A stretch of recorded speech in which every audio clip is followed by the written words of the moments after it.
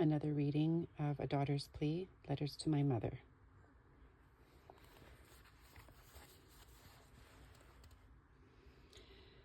After we got supper going, we snuggled up on the couch under a big, cozy blanket by the wood stove to warm up from being outside all day.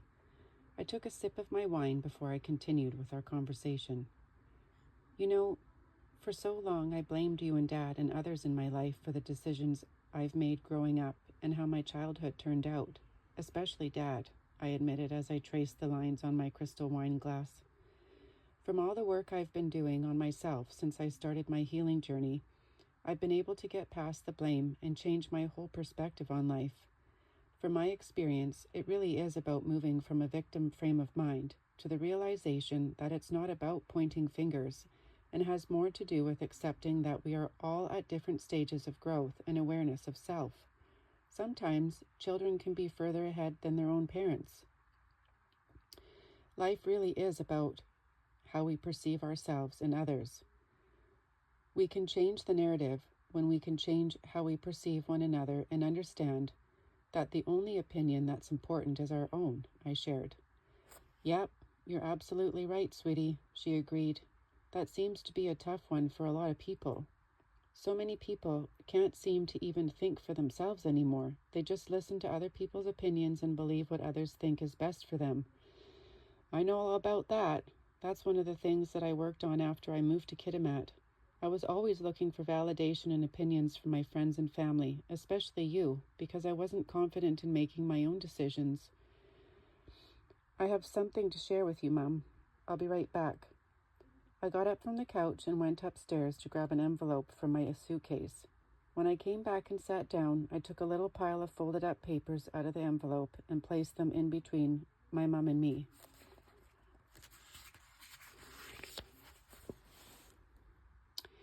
These are the letters I wrote to you growing up, I shared. With everything I've been through in my life and the growth I've done, I've decided to write a book with them. Oh, you still have those? She asked, surprised. Some of those were so hard to read. So much was happening back then. I really wish I could have been there more for you, sweetie, she sighed. It would probably be really healing for you to write about everything. My mom started to cry, tears rolling down her face. It took me so long to understand just how hard she tried. It took a lot of healing on my part to be able to understand things from a better perspective. Reading through them all really brought back some memories for me. I realized how much I really needed you back then. I know now that you were doing your best at the time, though. The fact you saved these letters to give to me when you thought I was ready to receive them shows me that they meant something to you, I smiled. I always knew you loved me, Mum, but sometimes the way you treated me left me feeling unnoticed, fragile, insecure, and even unloved at times. The only way I could share how I felt and what was going on in my life was to write you letters like this one, I said, handing it to my mum. April 23rd, 1992. Dear Mum, I'm writing this letter because I really love you. I want to spend more time with you. If you want to know why I keep doing things that get me mad at Michaela, it's probably because I'm very jealous. I miss you. I would like to do things as if you and I were friends. Sometimes I guess I just want to be your friend and not really your daughter. Jacqueline, your oldest daughter. P.S. I will always love you. P.S.S. I'm getting older now. I need my space and privacy. I know it's hard, but it's true. You felt really lost back then, didn't you, sweetie? She asked. Yeah, I was shy, and I had a hard time with friendships when we first moved back from California. Our house was always so busy with so many of us living there. Eventually, my grandparents built their retirement house up island in a town called Bowser and sold their house to my parents. Aunt Valerie moved out and bought her own house nearby. My two sisters still shared a room, but my brother and I were the oldest, so we got our own rooms. I was grateful to have my own space as the years progressed.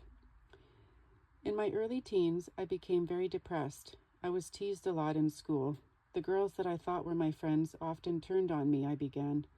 I later figured it was just because they were jealous, because the popular boys liked me.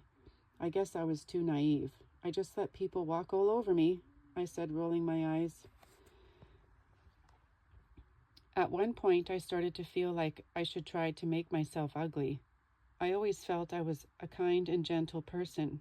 As a young child, I never understood why others could be so mean for no reason, which is why I so desperately wanted you to spend time with me, and I needed you to be my friend too. But you were never home, I shared as tears filled my eyes. I know, sweetie, she replied, reaching for my hand. If I could do it all over again, I would. I spent a lot of afternoons after school in my bed crying myself to sleep for hours. I'm thankful that I had a few good friends, especially Sasha.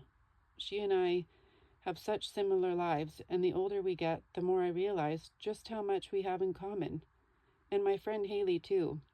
We haven't stayed in contact as much, but she's always been a really good friend. Her mom was always like a second mom to me. I know, sweetie, my mom sighed. It was really hard on all of us. My mom was so busy working that she was never available when I really needed to talk to her. Quite frankly, I was scared to talk to her face to face anyway. I knew she would just get angry. There was no one else I felt comfortable talking to either. It was just one more reason to write her letters instead. Thank you for listening, and I will post the link to my website. And if you're interested in listening or reading more, you can follow me on Instagram, Facebook, TikTok, or you can check out my website and find a link to my book. Have a great day. Thanks for listening.